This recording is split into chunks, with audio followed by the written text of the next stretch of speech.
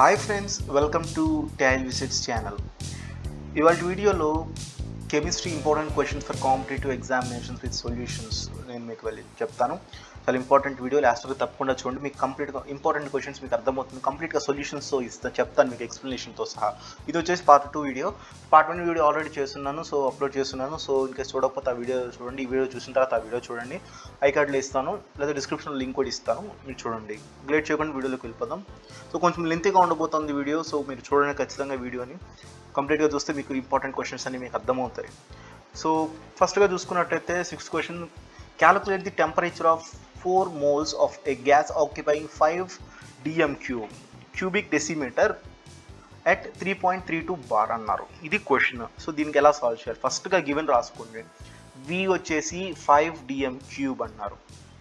Next N వచ్చేసి 4 అన్నారు, ఇక్కడ ml. P వచ్చేసి 3.32 బార్.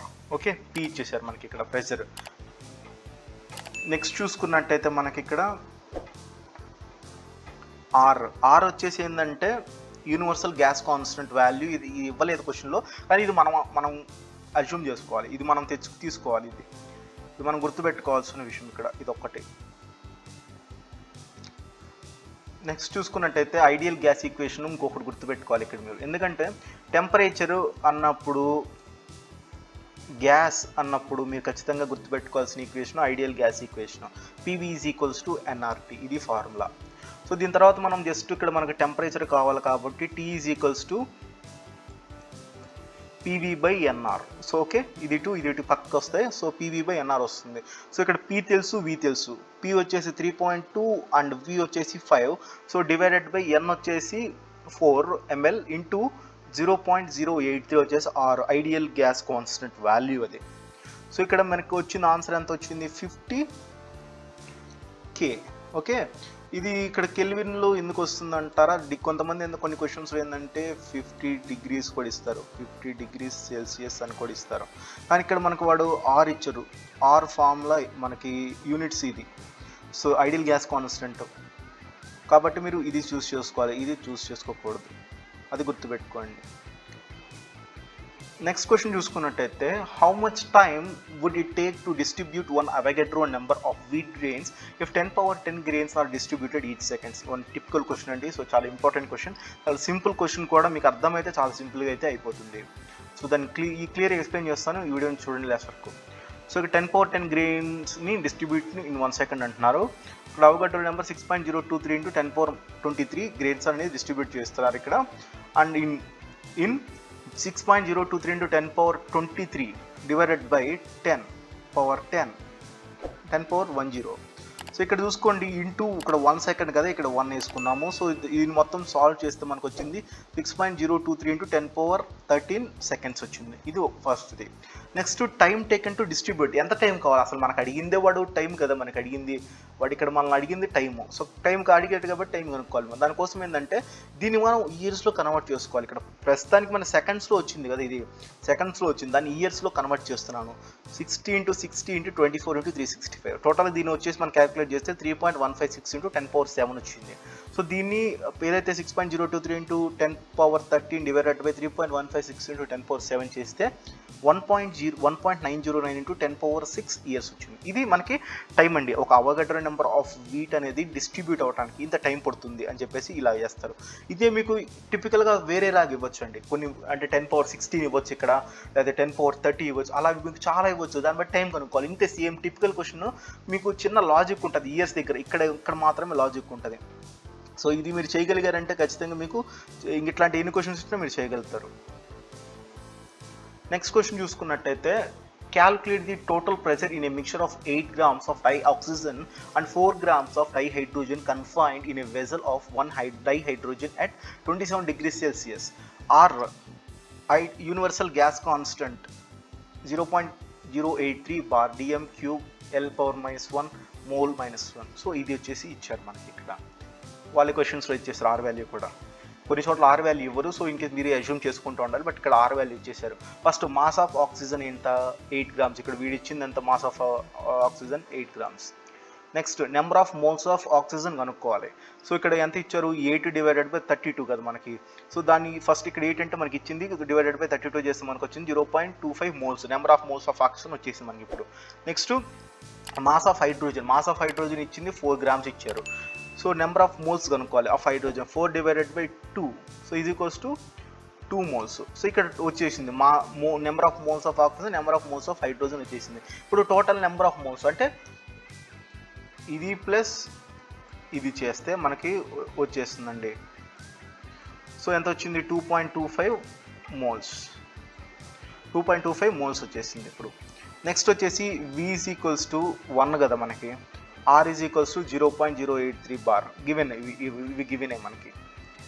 సో ఇప్పుడు నెక్స్ట్ ఫార్ములా ఏంటి, PV is equals to nRT. ఎక్కడైనా ఇదే ఫార్ములా ఉంటుంది, మీకు కొంచెం కన్ఫ్యూజన్ వస్తుంది.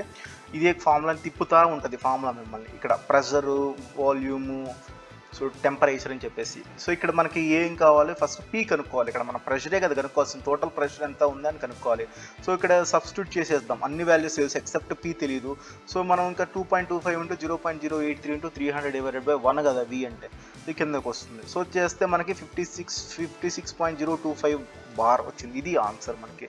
సో P వచ్చేసి మనం కనుక్కుందామండి. ఇలా అయితే కనుక్కోవచ్చు మనం.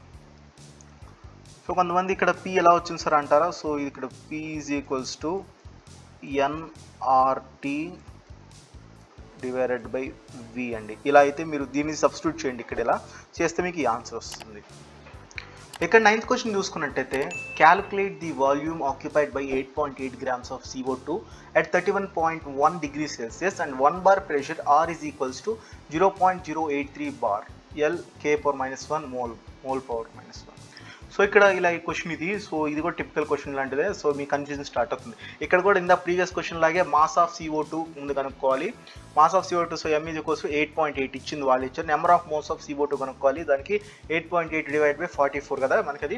So is equals to 0.2 moles మనకు వచ్చేసింది. ఇక్కడ 0.2 మోల్స్ వచ్చేసింది. నెక్స్ట్ ఇక్కడ P is equals to చూసుకున్నట్టయితే 1 bar.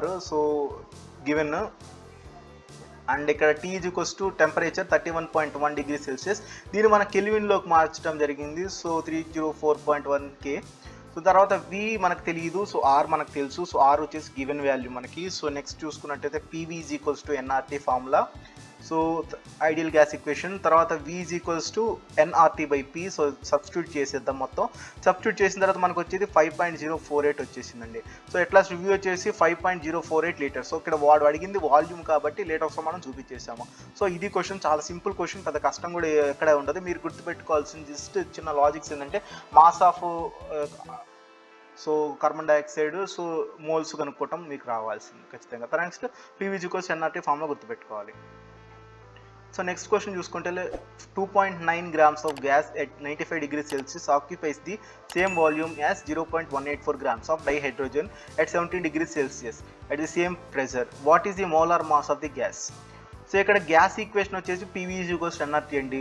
సో ఎప్పుడైతే when volume and pressure of 2 gases అనేవి సేమ్ అయితే మనకు ఒక ఫార్ములా ఉంటుంది, N1T1 is equals to N2T2, లేకపోతే W1/M1 × T1 is equals to M2, ఇది N కాదు M2, ఇక్కడ M2 × T2, ఇది వచ్చేసి M2 అండి. So M2 × T2.